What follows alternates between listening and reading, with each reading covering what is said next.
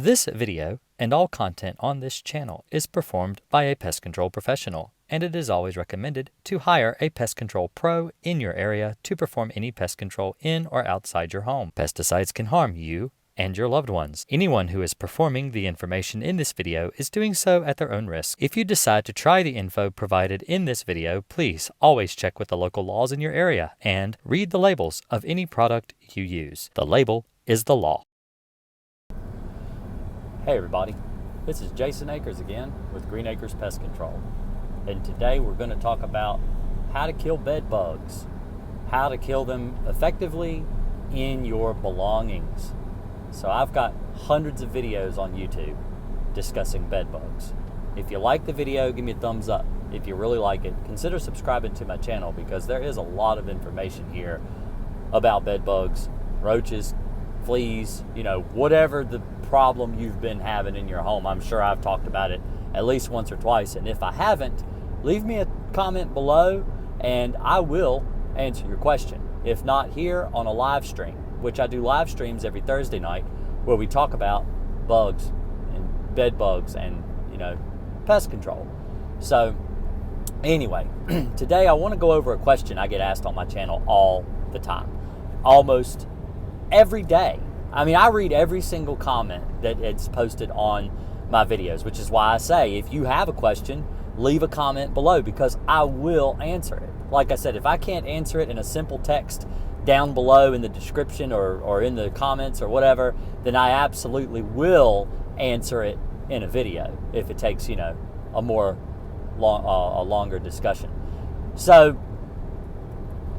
one question I get asked almost every single day, at multiple times a day, is what do I do with the belongings in my room? I'm worried that bed bugs are in my shoes. I'm worried that bed bugs are in my television. I'm worried that bed bugs are in my Xbox or my computer or, whatever, something that you can't necessarily spray with pesticide.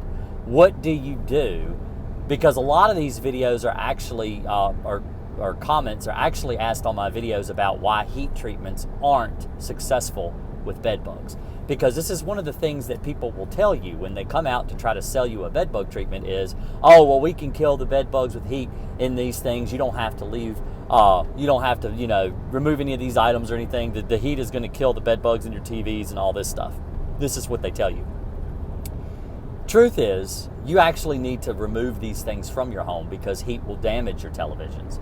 Heat will damage your Xbox. Heat will damage your PC. Heat will damage a lot of things in your house. Now, maybe not so much clothing or personal belongings, but heat will damage a lot of things that you can't treat. And even if you were to spray them with a pesticide, you could damage these things with pesticides too, because like a TV, you can't spray pesticide in a TV. Liquid and electronics don't mix. You will ruin your television. Don't spray your TV with pesticides. So what do you do? How do you get rid of bed bugs in these types of devices? How do you get rid of bed bugs in these, in your televisions, in your computers, in your Xboxes, in your personal belongings? How do you do it? So one of the things I'm known for in Virginia is my ability to eliminate bed bugs with little to no work on the customer's side. I went over a checklist on my live stream a few nights ago, and we talked about what pest control companies, what they request of their customer in order to be able to do a bed bug job. And a lot of these things require like removing the clothes out of the closets, taking dry clean clothes to a dry cleaner, taking all your personal belongings that might be, harmed by heat out of the house, like your TVs and stuff like that. And this is why I get asked these questions. They're like, well, I've went through these checklists and I know what I'm supposed to do. And if there are bed bugs in my television or there are bed bugs in my Xbox, then they're going to be in the house. I mean, I've got to take them out, but they need to be in the house to kill the bed bugs. What do I do? What do I do?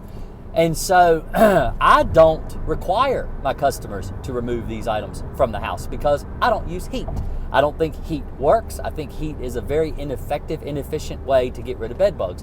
While it does kill a lot of the adults and nymphs and stuff that are in the room at the time of the treatment, they're not going to kill anything that's in the walls of your home. which is why now it may kill the bed bugs in your appliances. It may actually eliminate the bed bugs in your appliances. But the problem is that the bed bugs aren't just in your appliances. They're in the wall. They're in the wall, burrowed in the insulation where the heat cannot get to them.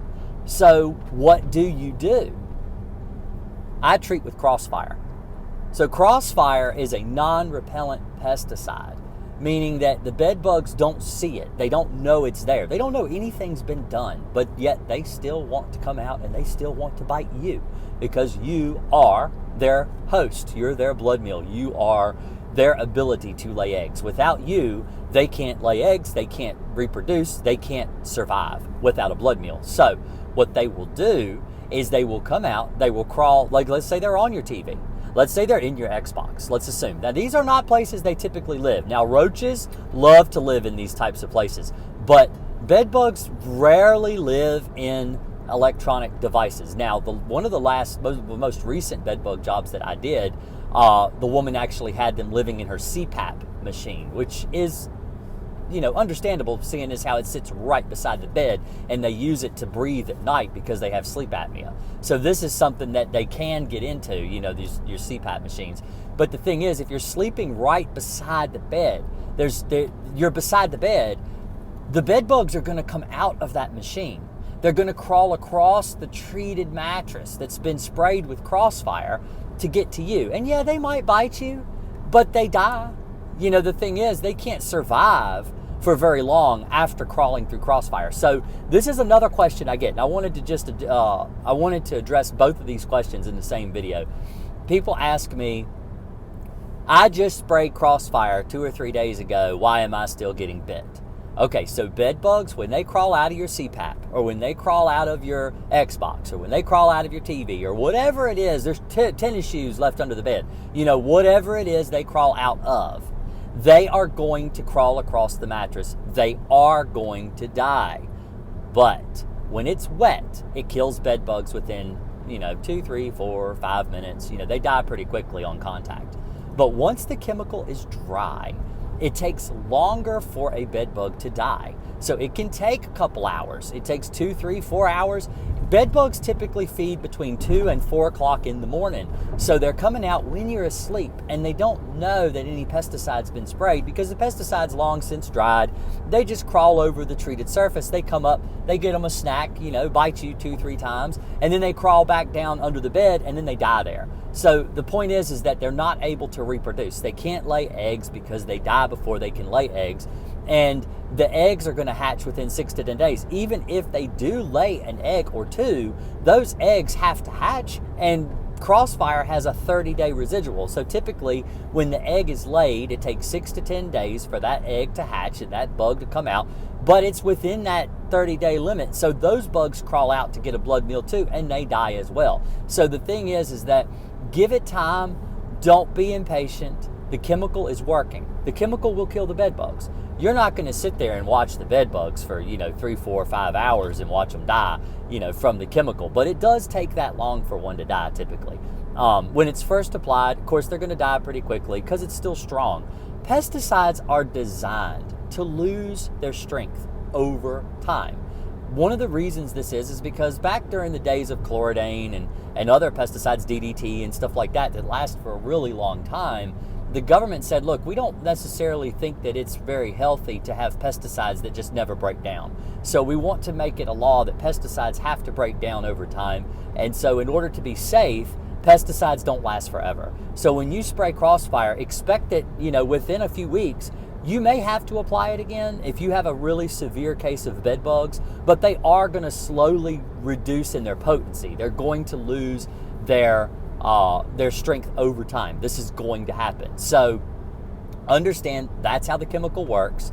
If you have a really strong bad case of bed bugs, you may have to reapply again within 3 or 4 weeks. If you're still getting bit, this is what I usually recommend for people. Most people, 1 time's all it takes. And also understand that if you're doing this on your own and you're not hiring pest control, it may take you a little longer to get rid of the problem. You're not a professional, you haven't been trained or anything like that, and it may take you longer. You may have to go through more pesticide than a technician or a trained professional might, because, you know, we do this all the time. I've been doing bed bugs for 23 years, so it's not a problem for me. I know how to get rid of bed bugs, but it does, you know, I also know exactly where to put the pesticide. I know where to treat to be the most effective. And because I've done this, I've got trial and error, 23 years worth of trial and error under my belt. So hopefully this video has answered the question of how do I get rid of bed bugs in my stuff? So if you like the video, give me a thumbs up. If you really like it, consider subscribing to my channel. I really appreciate all the great positivity that I get. And don't forget, live streams every Thursday night, typically after 9:30 Eastern time. I live in Virginia, so it's going to be Eastern time.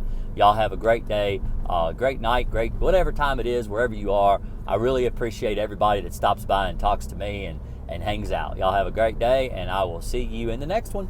Thanks. Bye.